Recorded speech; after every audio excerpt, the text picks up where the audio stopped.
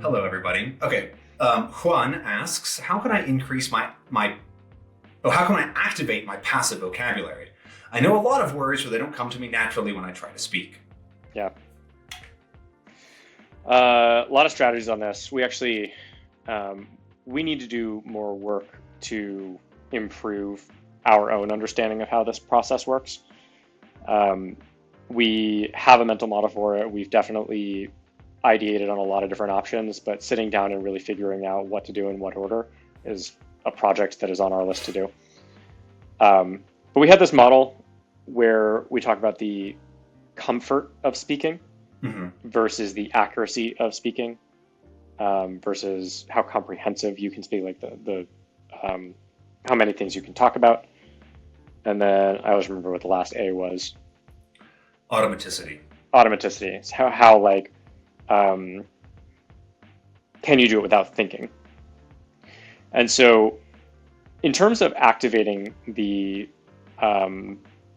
your passive language as it currently exists, we tend to recommend comfort first before trying to have a huge amount of knowledge or a huge amount of things that you can talk about, really focusing in and just spending a lot of time speaking without worrying too much about the accuracy and whether you're using the right words, whether you're phrasing things properly. Just get into a rhythm of speaking, because I've talked about this on previous streams, and I think a lot of other people have faced this before, where there is a build-up time where you have to convert and stop your native language brain from spitting words into your mouth, putting words into your mouth, and switch over to the target language. And that takes time, and it takes practice to do that. And once you switch over, it's much easier.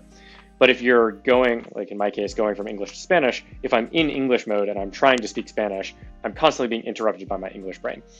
And learning how to turn that off and turn on Spanish and get comfortable with that and activate enough of the language that you can use it on a regular basis is sort of the first step towards being able to activate the rest of what you have available. And then being able to do it at a really high level of accuracy, really high level of correctness, so that it sounds native. So I would say the first thing that I would target is spend a lot of time speaking.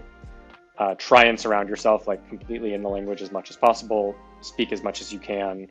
We recommend around 50 hours of output, and really just focus on the time. Don't worry too much about corrections or the type of activities you're doing. Just time is the biggest factor. And then the other aspect is learning to produce the language. So a lot of our decks are focused on recognition and comprehension. So you go from the target language to your native language or to just an understanding of that. Now you got to flip it, go the other way.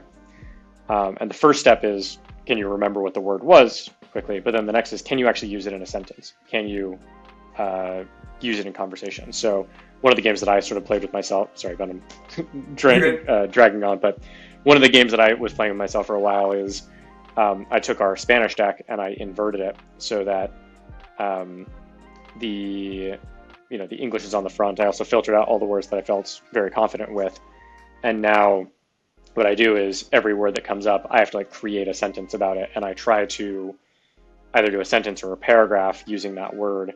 And then for the next 10 words, try and use all of them in the same series of thoughts. So it ends up sort of being like one story or one essay that uses all the words that came up. So you could do something similar. Go ahead, Ben. I was going to say that's the big thing I think for activating once you are comfortable is you have to just use the words. Yeah. They're not going to come up without ever having used them before. And I think a really good example is how you learn words from Anki and that kind of thing, which actually goes into another question here in chat, is where when you memorize the word from Anki, that does not mean that you're going to understand it like when you see something. But once you do see it and you go, oh, right, I know that and I understand it, then it starts to go deeper into your subconscious and you understand it more and more easily. But you're not just going to understand a word for the first time that you just have never seen and there's no context and you have to get something there first. And so the same thing applies where even if you know it, you can understand it, you might not have ever used it before and your brain just needs some practice with it. And so making sure that you do touch all of those words and force yourself to use them, like Ethan said, forcing yourself through flashcards or through specific context or specific conversations with teachers, or even just writing yourself a sticky note saying, use these words today, can it really help to take those words from being annoying things that get blocked when you're trying to speak to just being regular words you use all the time.